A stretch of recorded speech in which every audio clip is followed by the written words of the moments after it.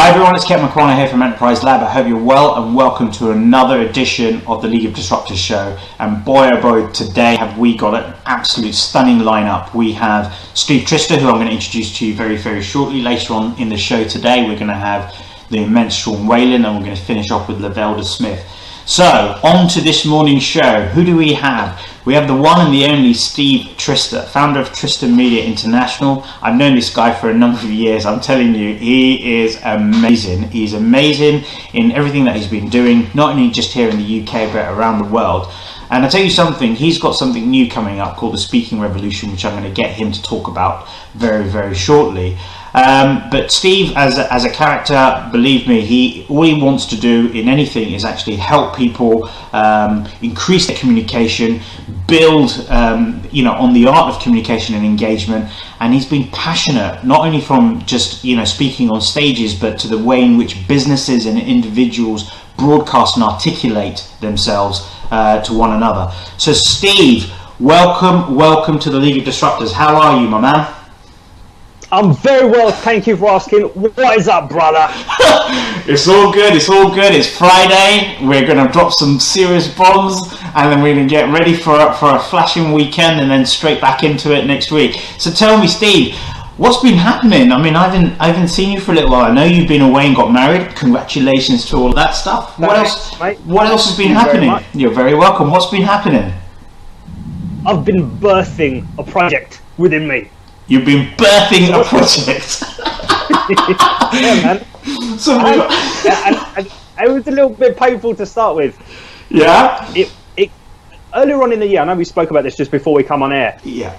I got a bit like with the coaching and the training that I do. I've been a professional comedy actor since 2003, so intermittently I've done the acting stuff. And then when I got into the coaching world, I've been doing that for nearly a decade. And I just had a bit of a wobble at the start of the year, and I was like, do I really want to be doing the coaching and the training and the mentoring, that kind of stuff? Yeah. We go through periods where this happens, and I was like, there was this voice within me that said, yes, Stephen, you do. And look, no one calls me Stephen. And when that little voice called me Stephen, I was like, right, okay, I'm not going anywhere.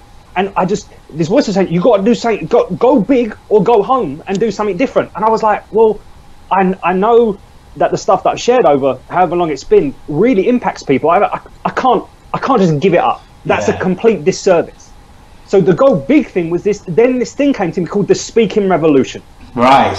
And the mission is to completely revolutionize the way UK PLC speaks to each other. Because right now, mate, it sucks. And the reason I say is that's not just my opinion. Since 2007, when I sort of fell into the business world by accident as an actor. So I mean, how do you do that? I just love people. Yeah. So I've asked over 2,000 people this question, and as you're listening to this, give me the percentage. What you think as well? Out of all the presentations, pitches, keynotes, webinars, trainings, podcasts, whatever it is that you've listened to or been part of or been witness of as an audience, what percentage in your entire business career have bored you to tears? What's that for you, Ketan? Putting me on the spot here, but yeah, I'd probably say a good half, if not more. A good half, if not more. So probably if we talk about roughly about 50-60%, I'd say. That's ridiculous. And that's exactly the same as the percentage I get. Between 50 to 90% of people are being absolutely bored to tears. That's ridiculous. And this is consistent. People have been saying this throughout 30, 40, 20, 15 years of business, and yet nothing is being done about it, mate. This is criminal. This is criminal, and it's not criminal for you. It's criminal when we are the audience. Yeah. And it's this thing. It's this, and it's not anyone's fault, mate. It's just this paradigm, this belief and accepted skill level in UK PLC. It's not in the education system. It's not taught in universities properly. It's not important for majority of companies that they upskill people with this stuff. And when they realise the payoff of what the impact is, of great communication, it's ridiculous. Yeah. I know. I hear what you're saying. Do you know what I mean? We've got some early stage viewers straight up. I've got Brad Burton in the house with Now What? Brad, what's up? It's, I knew, Starting, Brad. I mean, and Brad's got this, he's got a similar mission going on in terms of where things are going. You're absolutely bang on point with this whole thing about that it's not anyone's fault, but we do need to do something about it. Beju Solanki's in the house. He's asking you to get Guru. He's asking you to get Guru Pop on. Well, so. Hey. Guru John Popolini, my comedy character, hasn't been out to play for a while. He's going to come out of hibernation at some point. There you go, Beiju, basically. So listen, guys, if you've got a question for Steve on the art of communication, on what he's doing in Speaking Revolution, and anything that you want in terms of tips, he's going to be on with us for about 55 minutes, basically. But I want to kind of come back to you, Steve, on this. I can see and tell the frustration that you've got within just within your voice. I mean, I can almost see part of that coming out, in your face. I mean, please don't turn into the Incredible Hulk in any way, shape, or form. But we are talking about the fact that this is all about articulation. It's all about presentation. So, what do you think is leading to all of this? I mean, apart from the fact that there's not, people in education, or as they're brought up, they're not really taught about how to present and communicate. Why do you think we've got such high percentages of people that find it really hard to get their message across? Well, let's go back to school and university and higher education. Yeah. It's not on the curriculum. It's not important. And yet, when people go out and go into the business world, one of the first things they've got to do is meet people and talk to them and interview people. For me, the education system as it is, the powers that run the education, I don't think they really care about that. They just want people to learn certain subjects and just go through the wheel that keeps churning out people like that and fall into the 9 to 5 thing. And so it's not important. It's not important. The thing is when people start feeling the communication, people come alive. Yeah. And all of a sudden, you get a completely different dynamic between the person communicating and their audience, whether that's 1 or 1,000. But, there's none of these. Do you know what really pisses me off, mate? Is that these communications, they're called soft skills. How is it soft, bro? How is it soft? How can you call that a soft skill when you, as the vehicle for delivery, are the one communicating most of the time? Yeah. We've all got to meet. We've got to talk on the phone. We've got to meet people face to face. We've got to meet people wherever we're meeting. And yet, how is that a soft skill? What? Because you can't touch it, it's soft. That's bullshit, mate. You know what? People focus on content all day long. And yet, when they are the delivery mechanism, the only thing that the audience cares about is how it's delivered and are they engaging. So, I mean, look, I'm not going to make no bones about it. I agree with you that, our education system needs reforming in the way it is. I mean, we need to have more facilitation of life experiences. It's one of the core reasons to why I started Enterprise Lab in the first place. Yes. But I get this whole thing with the education system that sometimes the actual teachers themselves within the system are shackled. They're shackled. They would love to do what Trister would bring, or Guru Pop would bring, or what Beju, or even what Brad and everyone else is out there doing. The things that we say we do and the way we do it. Sometimes the system itself where teachers would love to do it, but they can't. But I always think there is another way. I mean, Brad always says, now what, okay? You're pushing it and saying that the fact that they see it as soft skills, but they're not. They're actual essential skills.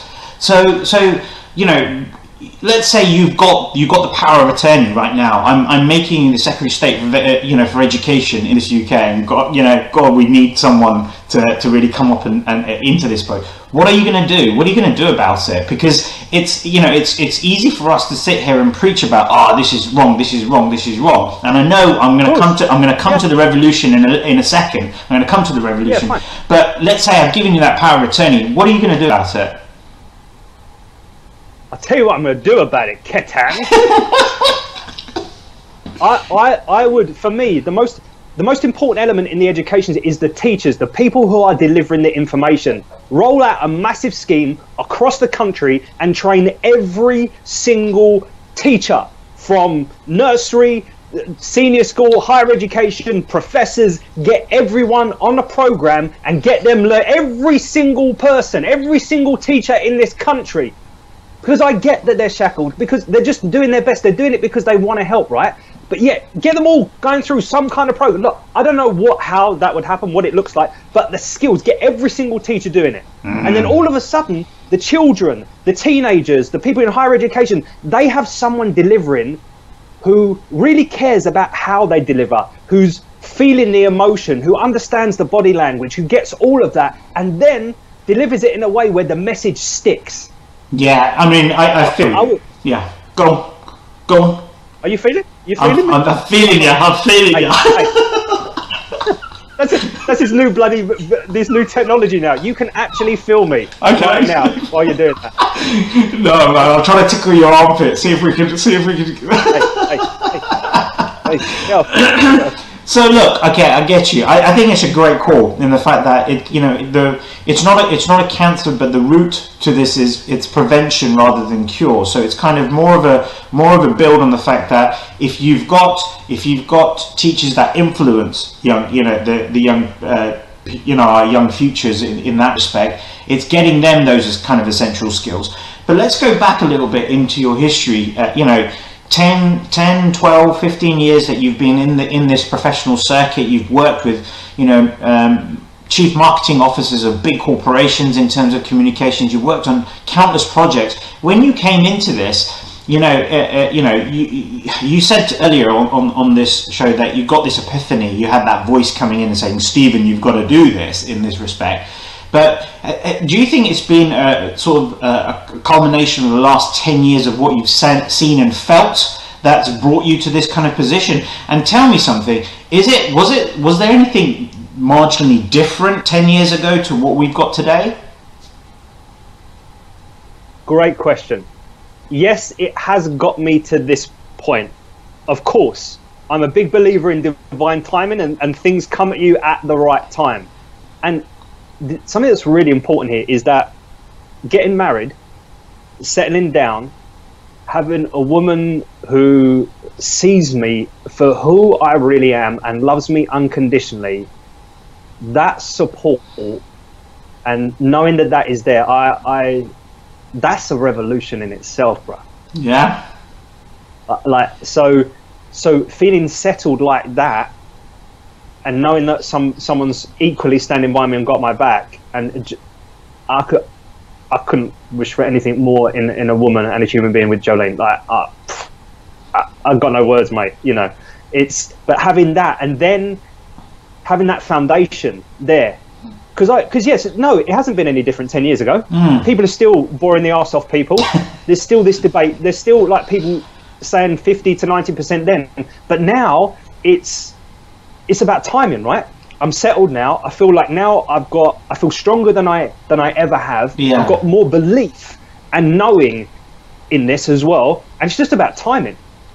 Just about timing, mate. And what was the other question? You said, second. Can you remember? Yeah, I can. It's in the fact that, you've seen this in the industry sort of 10, 12 years, in terms of where you are with this, and, what was different 10 years ago to where we are today. We have a lot of things like technology, we have a lot more application. I think we are becoming people that connect more on a face-to-face level. I mean, heck, look, you and I are actually on this platform broadcasting live, so communication is this kind of key. But why is it so intrinsically different in business to the way we communicate socially? So I suppose you think about it, you and I having a conversation. I know you and I can articulate quite clearly when we want to, but I think some people have this whole mindset that they've got to be a particular person when they're in their business or when they're in their career or when they're with their boss, and all of a sudden they become someone completely different when they're in the pub.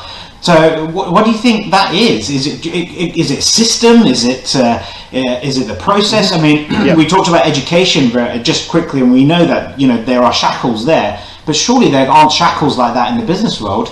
You work in this environment of communication expertise. You've been on stage. You've done all these kind of things. You know that you need a form of energy that needs to come out of you to engage your audiences. Yet we seem to see different types of people during different types of times of the day. Why do you think that is? It's a great question. I know.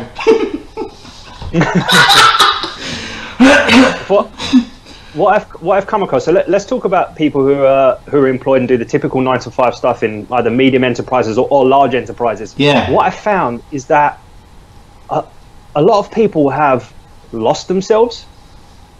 They don't really know who they are. They don't have a specific identity, and just the way it's happened is they've got caught in the 9-to-5, going to work, doing the thing, and they've separated who they are and kind of what they do, right? Where actually you are still you. So the physical goes, but yet the personality is left. And the personality is the most important thing. Who you are, your values, your beliefs. And that's the thing when you connect with like what you call, all right, the authentic you, who you really are. That's the thing that is the magic in business. No matter if you're doing 9-to-5, a small business owner, whatever, it doesn't matter. Yeah. I think that's part of it. Also, as well, is an awareness thing. Is that people aren't aware about how they come across, and it's not necessarily important to them because they still get their paycheck every day, especially in medium or large enterprises. They do their thing to a certain level, and a lot of people are very, very much in their own head. It's interesting. Let's call that the ego, if you want. What can I get? I'm just turning up to do this, and maybe companies can be better and get people more invested in the vision, the mission, and what it is, because I think people feel very disconnected a lot of the times. So if they feel disconnected to the company, they're going to get disconnected to themselves. They'll leave the personality out the door, and so they're not aware. They're not and they're caught in the ego. You know what I say? Go from the ego and move to the we go. Yeah. We go together, right? Yeah. We go. It's a collaboration. It's communication to get. We go together, and I think that's where a lot of this communication, business, the next shift in who we are in UK PLC is going more to collaboration and connection. And going back to another point about, I think you're right. Technology, massive player now in how easy it is to get a message out to a lot of people who resonate with it. And look, you're going to get haters, you're going to get lovers, it doesn't matter. The fact is the technology is an enabler for that to broadcast all over the world, morning, afternoon, it doesn't matter. Yeah. I mean, you raised some really interesting points in that bit there. I mean, I just want to take a few more messages. We've got Bernard Ashamong saying he's loving the League of Disruptors and he's tuned in at the perfect time. Lavelda Smith's on. She's going to be on a bit later on. She loves this conversation. It's all about authenticity. So she's agreeing with you on some of these key points. But I'm just going to go back to a little bit about what you just said in that response to that question about the fact that people are splitting their identity. They're leaving a personality at the door purely because they're in an environment that perhaps they don't feel accepted or they don't feel that they're believed within, and at the same time, when you start creating these split personas, for those that are in employment, they're doing it just, they're working to live rather than sort of that whole metaphor of enjoying what they're doing. That effect does resonate not just in the way that people speak, but the way that they present themselves, like you say, on these digital formats. I mean, today we are flooded with social channels where people are putting all sorts of memes and cards and calls. For small business owners, especially kind of the audience that typically watches this type of show, we've got to be visible, we've got to be present, we've got to be able to get our messages out and start to becoming the expert authority in our sort of area. We've got to be able to get in front of the camera and do this kind of stuff. And I find that a lot of people freeze. Now, why do you think that is? Because obviously they've got a point to give. Is it the fact that there's now a camera in front of their face and all of a sudden they're freezing, or is it the fact that they don't believe in what they're offering? Why? You've been working with people on how to improve their persona and stage presence and stuff like this. Why do you think that most people find it really hard to get their camera out, especially when they're doing some sort of presentation, as opposed to when they're just walking down the park and showing that they tripped over a duck or something, for example? Why does that happen? there's a whole host of different reasons. I'll cover a few. One, let's go back to what you just spoke about the ego. The ego starts saying, no one wants to listen to you. You look fat on camera, you got a silly voice, you got this, you got that, blah, blah, blah, you're crap. Or, so that stops people like straight away. Who's going to want to listen to me? I don't have anything to say. So then that knocks the confidence and the belief and then it's like this downward spiral. Then we've got people who just have had a really bad experience when they were younger at school. A lot of time, either school, parents, like you stand up in school, you get laughed at, you think, I'm never doing that again. And then that continues into adult life. But that's not just in school and speaking. That happens to a lot of things, right, in life, where we childhood trauma and then you don't do anything for forever unless we notice it. And then it's also about people not fully, it's not just thinking. I think the speaking revolution is a good idea. I don't believe the speaking revolution is a good idea. Ketan, brother, I know it's a good idea. I love it. But you see what I mean? It's like, I say to people, don't use the word thing, it's weak. Okay, you can believe it, but you got to know it with every ounce of your being. And another reason why people don't get up is because they're not feeling it. They don't feel the content that they're saying. And you know what it is? It's this disease. And a lot of people don't know they got it. And it's called, I'm getting so excited here. It's called vomiticus contentinatum. Say that again? Yeah, brother. Vomiticus contentinatum. In layman terms, that's puking content. So a lot of times, the words just come out. People focus on the message and getting the words out, and yet the delivery is... Oh, have you seen my delivery of the community? Sorry, mate. Have you seen the delivery? How I'm doing it? No, you haven't seen it? No one's seen it, bro, because people aren't considering it. And they're not feeling what they're saying. No, and just as a simple tip, like the 99.99% of people I've seen, I've worked with, they don't have an awareness of the minimum level of energy needed to keep someone engaged or to keep an audience engaged. So my tip to you listening to this is, as a baseline, if you don't know, is up your minimum level of energy that you hit by 50%. 50! That's doubling where you're at now. And you know what, Ketan, it doesn't matter if the person watching this does that and they feel weird. It just as a technical exercise, up it by 50%. And majority, all of a sudden people do this. Ketan, every time for nearly 10 years, every time, bro, people go, ooh, I felt something. Yeah, you wouldn't go into the gym and not put any energy and effort into lifting weights.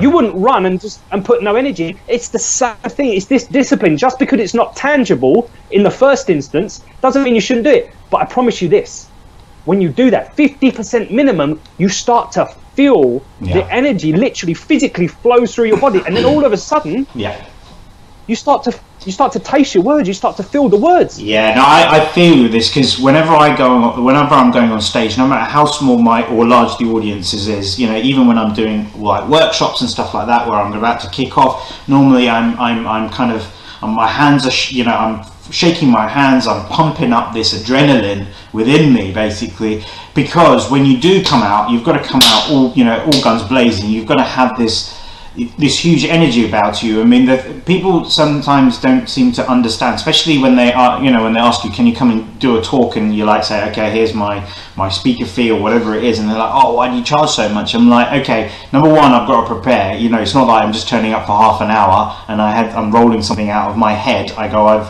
spent probably about 10-15 hours preparing for you, then working it all out, making sure that it's going to be for you.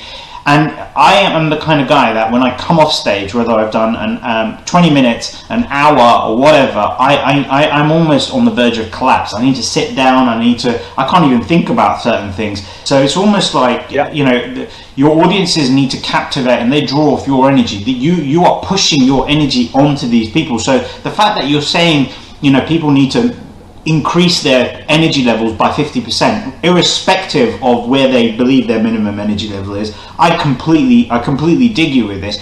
You should be coming off, and as you say, as you get into the role of things, you yourself, you know, the animation, the emotion, everything starts to draw and pull. I mean, there have been times where I've been on stage where I couldn't stop laughing because I knew what I was going to say, and there's been times where I've almost started to cry, you know, because of the emotion that I was feeling from what I was talking about.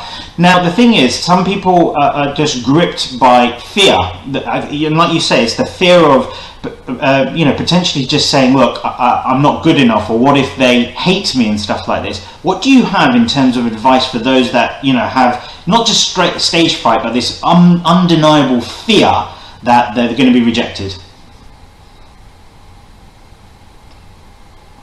I've got him thinking, guys. It's not about you. It's not about you.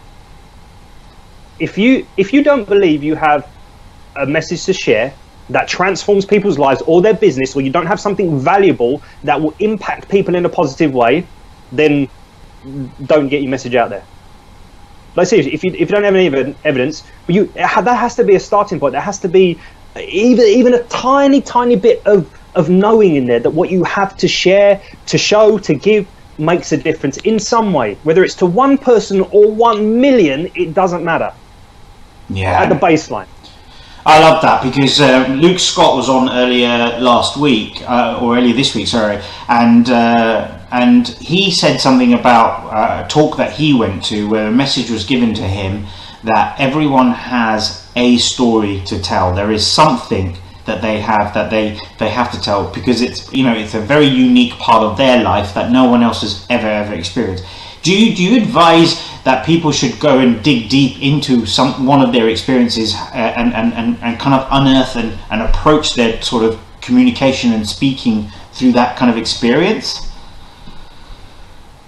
Yeah, that's one of the things we can only go by, right? Is our own experience. That shapes who we are. So if you're watching this right now and you haven't even done videos, you're scared about getting out there, just look, see this thing here, this thing right there. Yeah. You got a smartphone, probably. You can buy one of these tripods, and we'll put a link after the show to the No Excuse filming guide for the smartphones. You don't have to upload it. At the very, very minimum, at least film something to camera, and then send it to a couple of people and get some feedback. Yeah. So many people are too scared to get feedback. And don't send it to your mum, your dad, or someone who actually, you know, is just going to pander to whatever and say, oh, that's really good. Send it to someone who you respect, who you know can critique it in a way, a professional help, whatever it is. Yeah. At least do that as a starting point. Yeah. At least do that. If you've helped someone in some, it doesn't matter what way, then get the message out there and do that for more people. But at the very least, just get the phone up and film yourselves. Because at least then, and it's a lot of things. Remember, it's not about you, it's for your audience. Yeah. This skill, so take the pressure off yourself. This is, some people put so much pressure on themselves. It's not about, it's for your audience. And see, the thing is, when you go into the ego and the get caught in your head, you disconnect from the moment. If I was in my head right now, I wouldn't be anywhere near as present. I wouldn't be able to look at you right now. Yeah. Because I'd be so, and that's, people are so very disconnected to the moment. Yeah, I mean, just above and beyond the being disconnected, and I do feel that we've got to channel ourselves into the zone when you're on stage or when you're giving your. I mean, even with this interview, I mean, we're kind of weaving in and out of different things, but we're in the zone. It's not like you're thinking about what you're gonna have for lunch while we're having this kind of conversation in that respect. But I think there's also a situation where people tend to watch other people and then they try to perfect their video. Oh, I wasn't sitting properly, or I wasn't looking at the camera, or there's too many ers and ums and stuff like this. Whereas what you're saying is, you've got a device, and this is our future. TV is now becoming what the radio is to. Our smartphones are our new TVs. All these digital places like Facebook and YouTube and Snapchat and Twitter and Instagram, they're all our TV channels now, basically. We live more on our smartphones than we live on anywhere else. But, this whole issue about being perfect before you go out there, it's stupid, right? It's completely stupid. You just got to get out there, right? Perfection is self-sabotage, right? Because it does not exist. It doesn't exist. Absolutely. With regard to the ums, the errs, where you're sitting looking at camera, of course there are technical things that you can learn as you go along. Yeah. Absolutely. That's about perfecting a craft, depending on how committed you are to serving your audience in a way that truly engages them. Now, some people are massively, and some people are just a tiny bit. Yeah. But that's okay. Yeah. But you've got to start somewhere. You've got to start. Now, think about it. We only have now. You wake up tomorrow, you've got now. This afternoon doesn't exist until you're in the now, and it's this afternoon. So start now. Start now. You have everything to gain, because at least you will get an idea of where you're at. And all you've got to do is give yourself permission when you watch yourself back, and it's so easy to do, and go, is that engaging? And if it's not, I go, okay, what can I do to be more engaging? Look, what we spoke about, did I really up my level of energy by 50%? Yeah. And you don't even have to film that. You can just feel it in a room somewhere, in your car, it doesn't matter. So there's things that you can do right now to make you feel more alive. And here's the amazing thing. And this happened with a lawyer when I was doing one of my speaking masterclasses to a group. Mm-hmm. At the end, I went round to everyone and I said, what's the one thing that you took away from this? The most important thing. And she said, the fear that I had of speaking and communicating could not be present in my body when I upped the energy and I felt the emotion, the positive emotion and the aliveness. They can't exist in the same time frame. They can't exist in the now together, because the feeling, the positivity engulfs the fear, and then it just disappears, mate. Yeah. And the more you feel the fear, the more you focus on that, it's gonna spiral and get bigger and engulf you, and then it's gonna paralyze you. But up the energy. What are you passionate about? What makes you come alive? Just share that as a starting point. Talk about that. Yeah. Don't tell people you're passionate. Feel it and let them feel it. It's like that thing, don't tell me you're funny. Make me laugh. Yeah, but you're a funny guy. You're a funny guy, Trister. You're an amazing guy. It's so kind.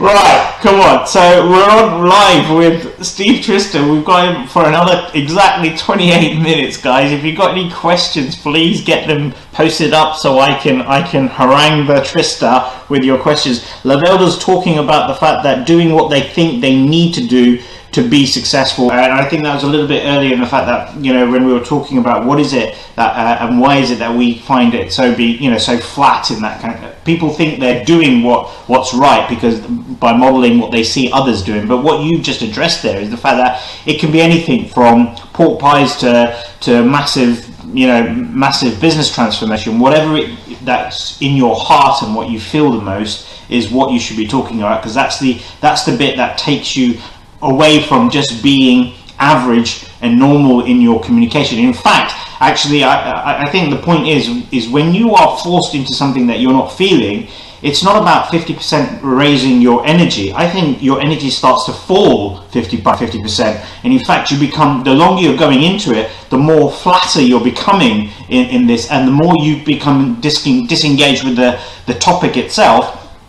the more you actually start to think, why am I doing this very thing? And you touch base with what you said in the past about people have had bad experiences, whether in school and they've had to stand up somewhere, and this kind of they live in that environment for the rest of their lives, to that said that this will never go forward in that respect. So look, you've got Speaker Revolution, which is coming up next year, right? You're launching this all January, is that correct? Yeah, the Speaking Revolution is launching at the end of January. And now the vision, like I said before, is to completely revolutionize how UK PLC speaks to each other.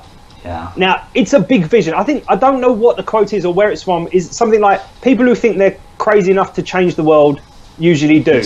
Now, I know I'm crazy enough to change this paradigm of how UKPL speaks to each other. Will I do it?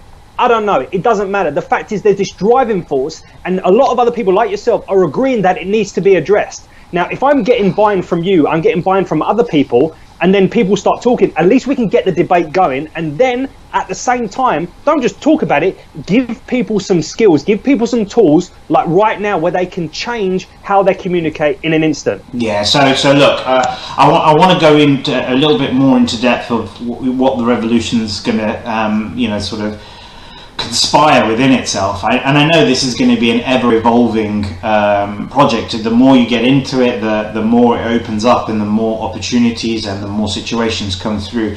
But what is the core manifesto, that you're putting forward that anyone can articulate when they do it from the heart? That you don't need to be, even if you had a bad experience.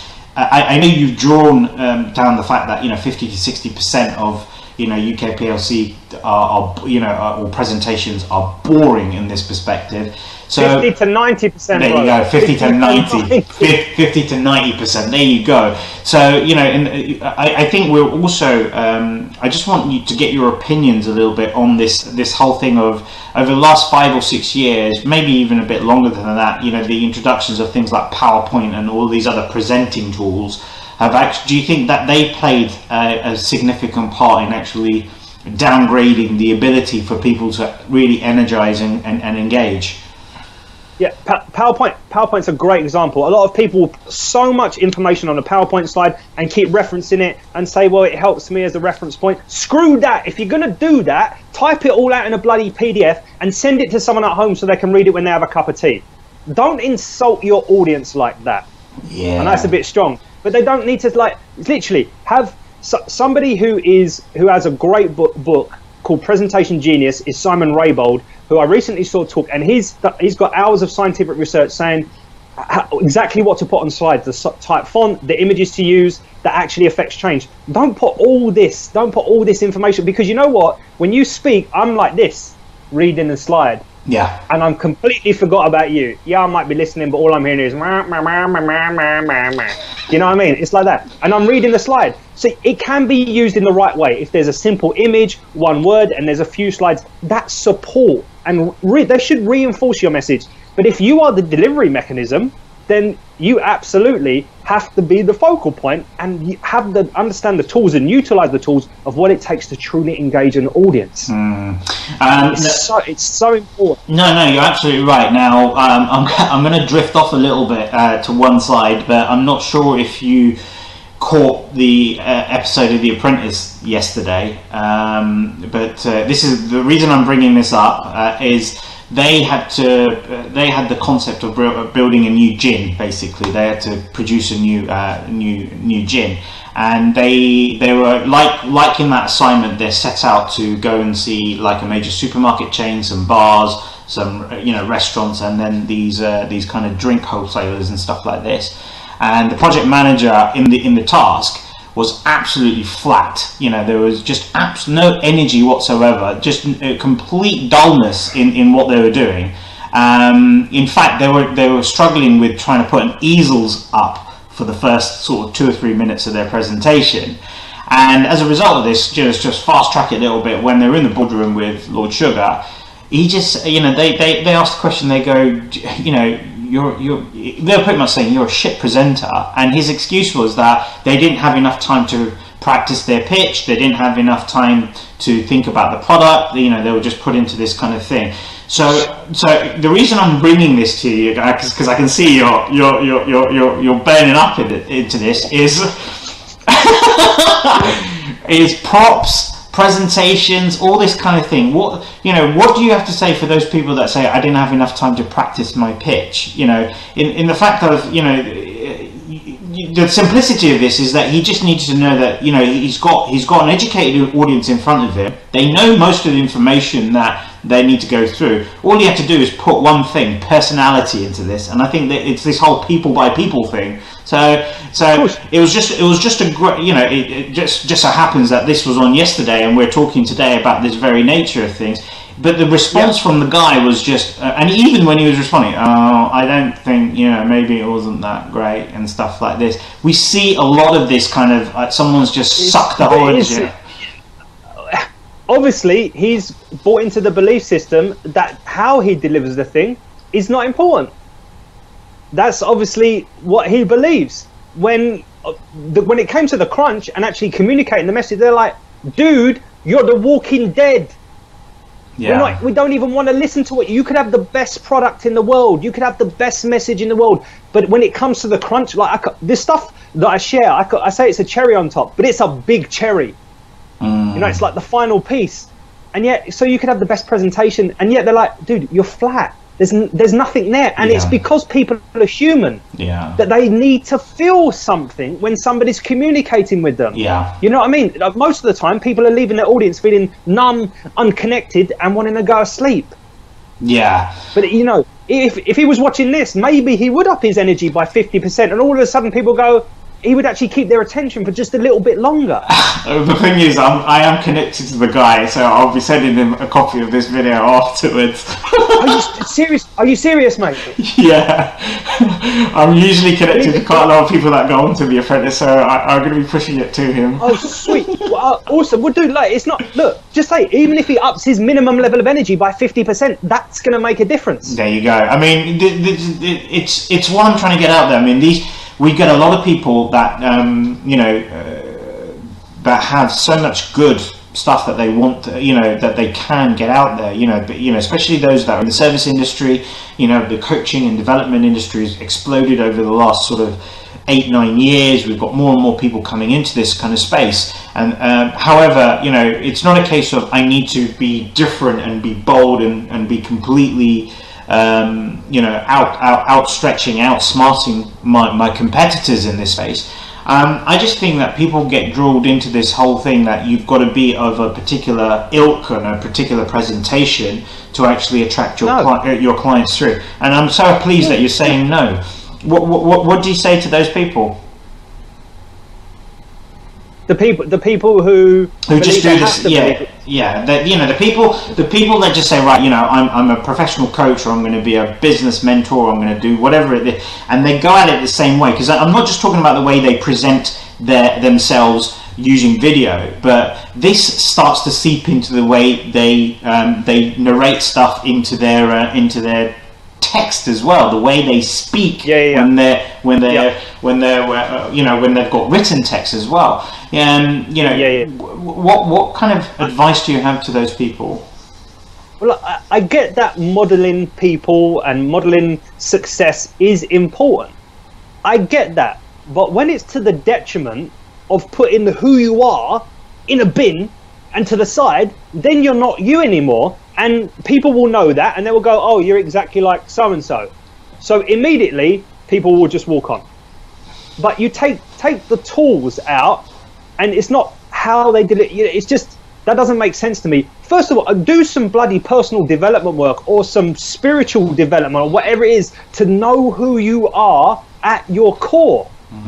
Because when you know that, and if some shit comes up, work through it. That's part of life, right? It's part of the beautiful journey of life. But this is it. This is my point. You see, the thing is, a lot of people come into this industry, and they go into a lot of industry, especially after they've had some sort of corporate job, and then they've left that job, and then they're trying to pursue their own career. I mean, whether in their late 50s or even early stages, like they've graduated from university, they've seen how the institution setup is. I feel that a lot of people try to set up their businesses in a very robust corporate way, and they try to communicate in a corporate way. And like you say, it's almost like they've boxed themselves in. They don't know who they are. They've taken all the identity of who they are and what they stand for, and they say, no, we must present in this way because this is how the customer is going to buy them. But you brought this up when you were talking about your about the smartphone, and the tripod, and the fact that doing this video and then watching it back yourself. One of the things I tell my clients is, go and look at your communication strategies. Look at the way in which you're engaging with your particular different types of clients, because I believe there are 4 or 5 different attitudes and behaviors in customers or potential customers which you then have to create a different approach to. And I said, but remember, in life, you're a consumer as much as you are a business professional. Would you buy the shit that you're serving, basically?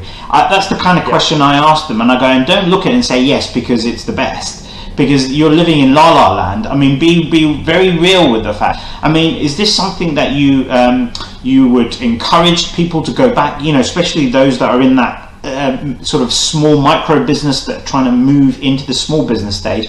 They sometimes say, I haven't got a platform big enough to talk, I haven't got enough followers on Facebook or Twitter. What do you mean a platform big enough to talk? How big do you want it? Like a mile long? Or yeah, but this is the way. 3 miles long. This is the language that you thought. You say, "Oh, these people have more followers." It's not about how big. It's not about how big the platform is. You are blessed with a platform. You are blessed with multiple platforms. Yeah. Just get the stuff up and out. And if you want support, go and seek some professional support from someone. Whether it's me or someone else, it doesn't matter. But just there are platforms everywhere. How do you think? Do you think all of a sudden the most successful people started with a million followers? They started somewhere. You've just got to start. If there's one thing that you take away, just start with getting some videos out there. Just start. We all started from somewhere. Yeah. You will start from somewhere. People in 10 years' times will start from somewhere. And that's the next bit that I want to kind of raise. I think we're also in an age where people have an expectation to get results very, very quickly. And the fact that I've just posted, I know the behavior, Steve. I know how it works. We'll post something on Facebook, right? With this, I'm going to do this whole pitch thing, and then every 3 minutes you're going to look at how many people viewed it, or how many people have liked it, or it's almost this expectation that you're thinking you're going to get thousands and thousands of people. But you talked about the fact that it takes people 10 years to get to where they are, and they've just got to keep at their trade. It's no matter what you're doing, right? Especially with communication and speaking skills. Yeah. I had 3 hard years of graft at drama school. I went to a theatre-based drama school. We were trained like dogs every day, and it was amazing. Voice coaching, emotional connect, all kinds of stuff. And then you come out of drama school. Doesn't mean you're going to get a job. You've then got licensed to be an actor and learn your craft. Same like driving. Yeah. You pass your test, don't mean you can drive. It takes time. With speaking, every single this is like a decade on, like since I've been doing the coaching, and it may be 14, 15 years since graduating from drama school. Every single time I open my mouth, to this day, this moment, you've got to be on it. You have to consider the tools. You can never ever sit back on this, because the chances are it's somebody hearing you for the very first time. Yes. A carpenter who makes beautiful drawers, he can't just sit back and go, right, I'm all good. He's got to be on it. It's like all of us. You have to be on the craft. And this thing that you were talking about before, about expecting things quickly, excuse me, it's whatever this instant gratification thing is. Yes. With society. Yes. It takes time. Like, Gary Vee's talking a lot about it, about people are whining that they haven't become a millionaire in 2 or 3 years. It's this instant gratification, and it's bullshit. If you're in for the long haul, forget that. If you care about your audience and your mission and your vision is big enough, you won't give a shit about instant gratification. Yeah. Because you know inside that the bigger picture is what's important. Yeah. And helping people is about what's important. Serving people and adding value. That's the important stuff. So that instant gratification thing is bullshit. And if people are just focused on quick wins all the time, then there's going to be a disconnect. There's going to be a lack of emotional connection. You're not going to be present enough. And in communication and speaking, that's so important. I mean, it is, because it is the front door to everything. If you don't get that part of it right, whether you could be attracting the wrong audience, you could be attracting no audience whatsoever, and then it's the whole thing of blame. I'm not talking about excuses. I talk about blame, the weakness in the fact that it's always someone else's or something else's fault, not yours in this respect. I tried my damn hardest. I went there and I did my very best and did. But really, at the end of the day, you started off with the whole mindset of the fact that I'm going to put this out there because I've seen Gary Vaynerchuk do it and he gets like 108,000 views to it. So, the fact I'm going to put this out. Now, look, the way I run this show, this show isn't designed to actually do anything apart from give value.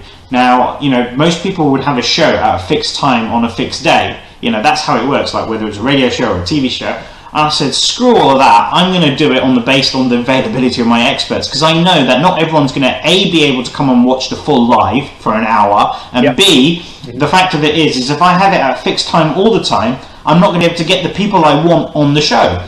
Okay, it has to work around this. What I do know that happens is that people will now start picking this up as and when they have the availability. We make it available, and it's the bombs that we're dropping in this that make things happen. So for me, there isn't an instant gratification part of what we're trying to do, and that's when you start to get the feedback of people saying, "I'm really loving the content, really enjoying the show. When is the next time? When I can do it?"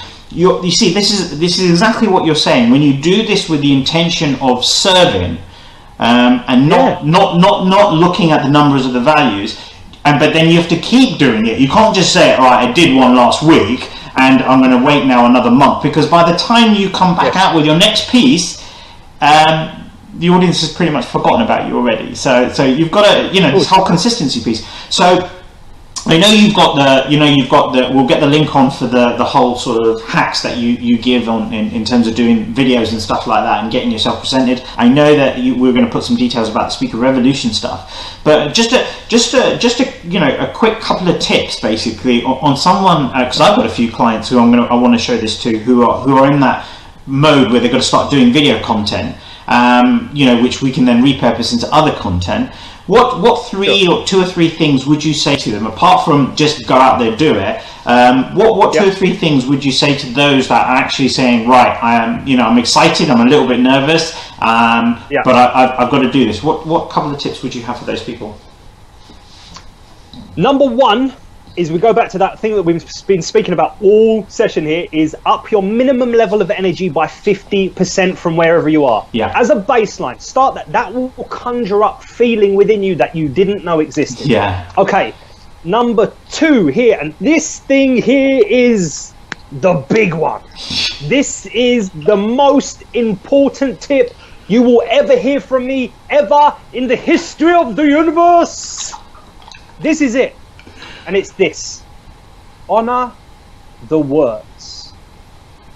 Honor the words that you say. And when, for example, if you say this, if I said to you, "I'm really excited about the Speaking Revolution," or if I said to you, "I'm really excited about the Speaking Revolution," Ketan, it's the same content, bro. It's exactly the same content, and yet the second time, in the moment where I say I'm excited, I feel excited. Yeah. If you're saying there's a situation going on that is been going on for so long, and I don't like what it's about. If I said to you, there's a situation that's been going on for so long, and I can't. But then all of a sudden, I'm frustrated. Whereas the first one, I'm just delivering content. Yeah. Honor the words. So with your content, look at your content. What is the right tone? What is the right pace? What is the right feeling for either the word that you're saying or the actual sentence that you're saying? That is honoring the words. And people going, "Oh my God, every word that I say?" Yes, every word that you say, whether it's the same tone for the sentence or the specific word. It all depends on how committed you are to excellence. Honor the words that you say. That's the big game changer, because most people, they just do the same thing, the same tone, blah blah blah blah blah. Okay, now number three, a lot of people have absolutely no clue about what their physical is doing. Because people like people are taking snapshots of me right now. They're taking snapshots of you, but they don't know. They haven't got a clue about the gestures they make. Yeah. So the way you're going to do this is film yourself, watch it back, and go, are my gestures supporting my message? Yeah. For example, if I say to you, I went to the supermarket the other day and I bought the biggest bar of chocolate ever. It was so huge. It was huge. It was massive. Now here, the interesting thing, bro, about gestures is that I'm emotionally connected. I'm honoring the words. I'm saying, this is big. And yet you can see the gesture is tiny. And all you're focusing on, mate, is how small the gesture is. Yeah. There's a complete miscommunication, right? So even up in the energy, honoring the words, and yet, because my gesture is off, you don't believe me. Yeah. So what are my gestures supporting my message? Ask that now. And if that's too much for you to deal with asking about you when you watch yourself back, watch other people from now on and go, are their gestures supporting their message? Yeah. Most people's aren't, because they don't have an awareness of it. So just to recap, the top three things is up your minimum level of energy by 50%, honor the words, feel the word that you're talking about. What's the energy, pace, tone, tempo? And then the third one is ask yourself, are my gestures supporting my message, or are their gestures supporting their message? Super bombs there, Steve, because actually it's interesting you mentioned that thing about gestures and stuff like this, because I've always believed for a very long time that I've had a face for radio. I still think that I've got a face for radio in that respect. But when I first came into this kind of environment where I was actually being filmed, or I'd go on a show or something like this, for example, people would come back and say, you're so serious when you talk, your face goes completely serious, and I said, that's because I'm in the zone. I've got this intensity of the message that I'm trying to get out. And they go, you really got to, they go, but when you're off screen, and your persona, you're bubbly, you're smiley, you're doing all that, they go, it's a bit Jekyll and Hyde. And I used to think to myself, I go, do I need to keep smiling? And the problem I used to find is by trying to smile when I was talking, it was putting me off what I was trying to say. Sure. Yeah. So to be honest with you, I actually ignored the whole thing. I said, you know what? I go, the only way I overcame this and to create a mixture of gestures that come through is by obviously hand movements and stuff like that to break certain energy, but then also sort of pacing through that. When I'm trying to put a serious point, I have a serious face. When I'm actually trying to relax, I try and have a slightly different gesture to it. But it came from just constantly getting out there and doing it. I mean, right now I've got this show. I'm on all the time in this respect, and it's not like I'm serious all the time. But when I get to a point of frustration, even when I'm on stage, I have the same thing. I can go into this mode where I look like I'm literally going to rip out of my suit jacket in a second, basically. But then you see, this is my way of being able to put that gesture across. That look, I'm serious about what I'm trying to tell you here. In that respect, does it? Yeah. So I think people need to keep practicing, right? People need to keep going. Yes, always. The most important thing with what you're saying there is, as long as the emotion you are feeling supports the content that you're saying, it doesn't matter if it's all serious or, well, I say, hold on, I'm going to come back, that's a caveat there. As long as it supports what you're saying. Now, if it's all serious, when you look at the craft of the whole performance, that might be too much for the audience. So you might want to be serious in this part, happy in this part. So there's an element of the craft there, right? Yeah. The point being is this: honor the words, to the right emotion for the right content in that moment. That's the big one, because 99.9% of people ain't going to do it. They simply won't, and they simply don't. That's just amazing. So, Steve, how can people connect with you? For those that are kind of fledgling into this whole, I'm starting my movie career now, and I'm going to start doing more and more speaking, whether it's through to video to public speaking and stuff like this. I know that you've got your guide and stuff like to this. How can people get access to that? Okay. You can connect with me personally on Twitter and LinkedIn. So it's just at Steve Trister, and you can search for Steve Trister on LinkedIn as well. We've got the facebook.com/Speaking Revolution, or you've got at Speaking Rev on Twitter as well. And then here's the thing. Now, if you resonate with what I'm saying here, you want to become a revolutionary, because the speaking revolution starts with you. You have to start your revolution within yourself. Yeah. And if everyone does that, we've got a crazy ass speaking revolution going on. Yeah. If you go to www.thespeakingrevolution.com, then you'll be able to sign up via email, and I will let you know news we launch, because in the bigger scheme of things, next year I'm looking for think about how many email, and I'll let you know as soon as we go live.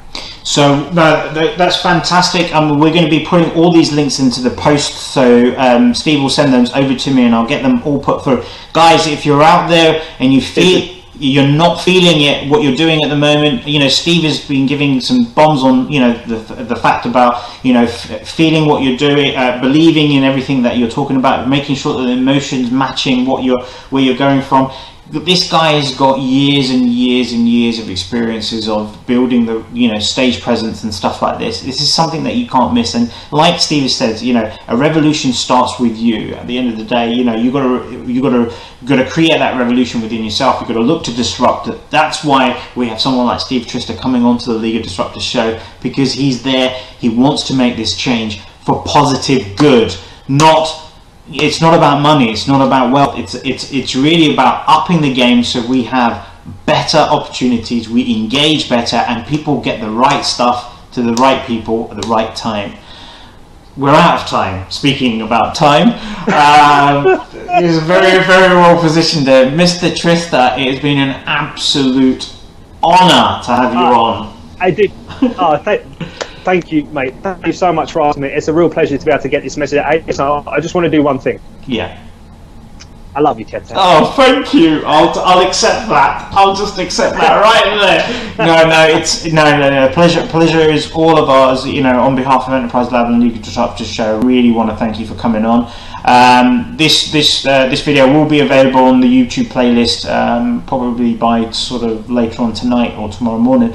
But guys, if you're watching this, whether it's live or pre-recorded, you know, go and check out Steve. You know, go and ask him the questions. At the end of the day, if you're unsure, go and ask. That, you know, that's where the first part of it will go.